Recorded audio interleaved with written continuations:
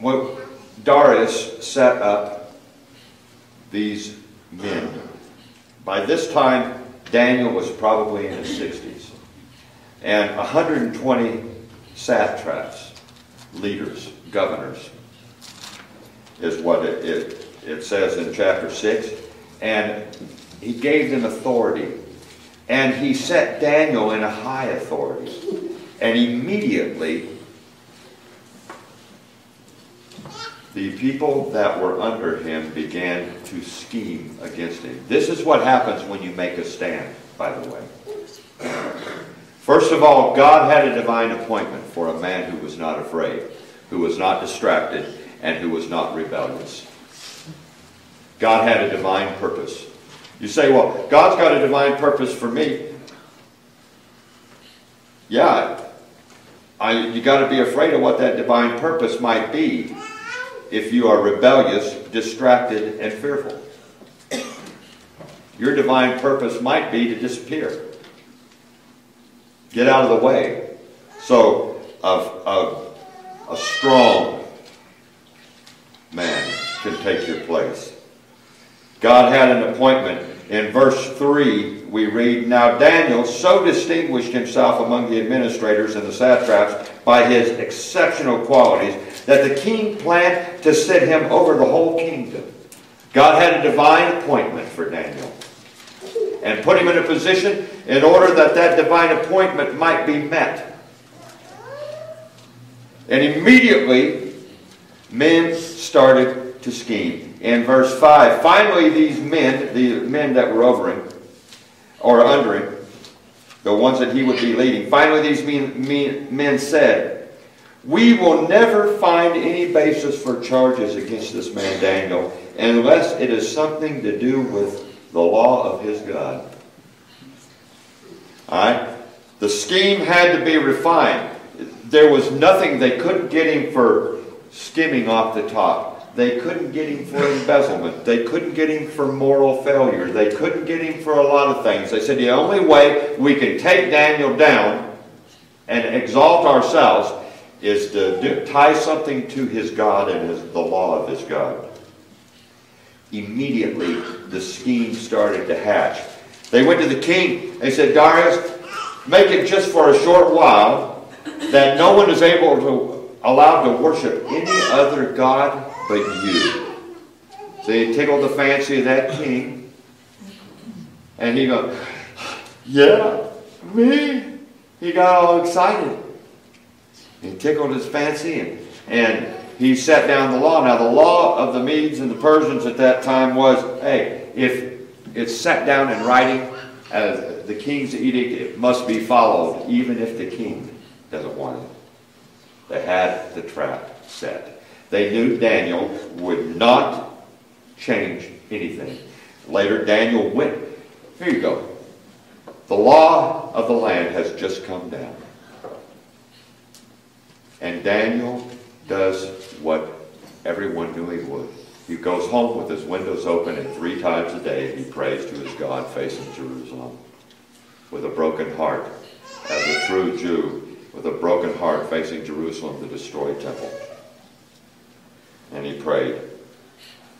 These guys, these fine leaders of the nation, they run, oh, Darius, guess what? There's somebody who's not following the rules. Well, he'll be thrown in the lion's den. Who is it? Daniel. And you know, it says that Darius was really upset. Not mad. Worried. Cared for Daniel.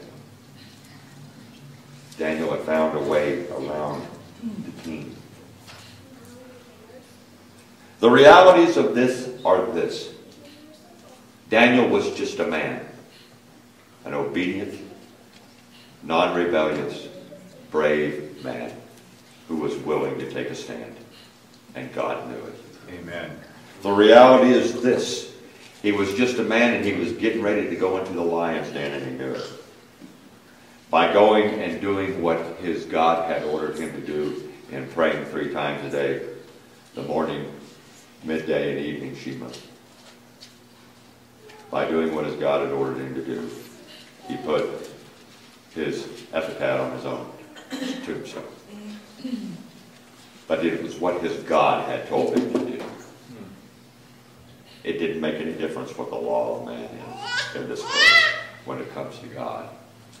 God first. I was telling a young man yesterday, God first, family second, friends, nation. You know, I don't know if that fits into y'all's pattern, but that's my pattern, and it seems like the only one. You know?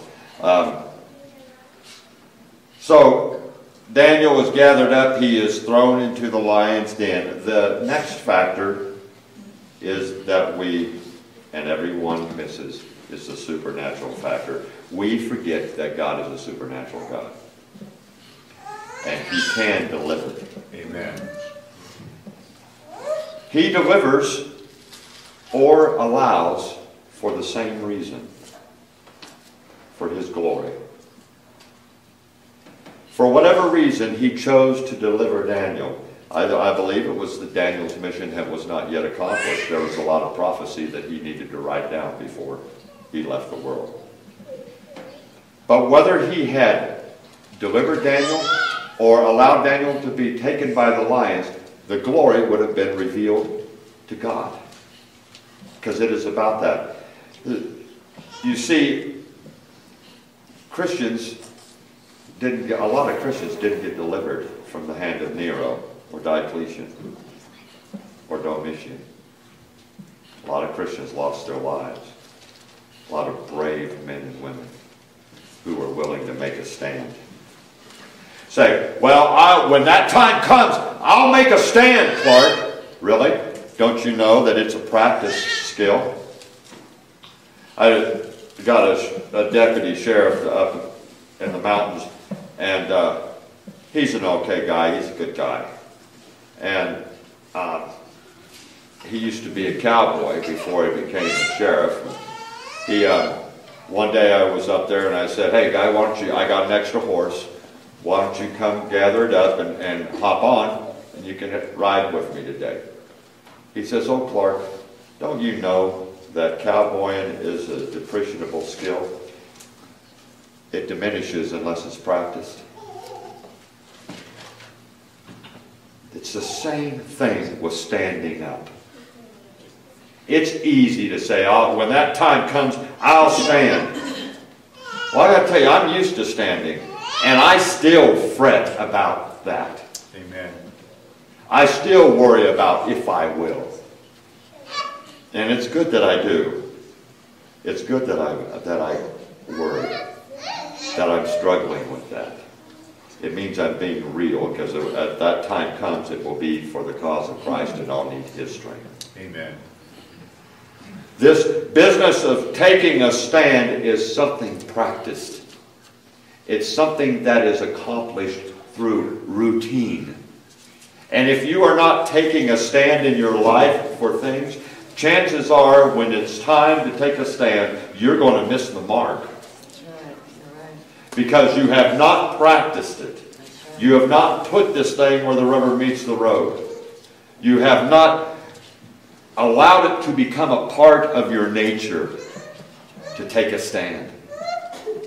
What are you talking about, Clark? Well, it could be just as much as staying about this much farther away from the bottle. Or it could be about not going down the street to where the dope is. Or it could be a lot of things. Your moral character. The way you speak. The way you act. The way you do business. Are you ethical? All these factors. If you can't take a stand in this area, what in the world makes you think you're going to make a stand when they come to you and say, I'm going to take your child away from you and put you to death unless you deny Christ? That's right. Who do you think you are? Superman, all of a sudden you're going to muster up the courage to be something you've never been? That's right. Amen. That's right. Come on, man. And woman, let's get this together. This is something that we do by practice. Amen. And who you are on Monday, Tuesday, Wednesday, Thursday, Friday, Saturday makes a difference about what you are on Sunday. Amen. Because you can put on the show. I'm telling you, people don't like hypocrites and they can smell them a mile away. Amen. Every once in a while I get a little stinky.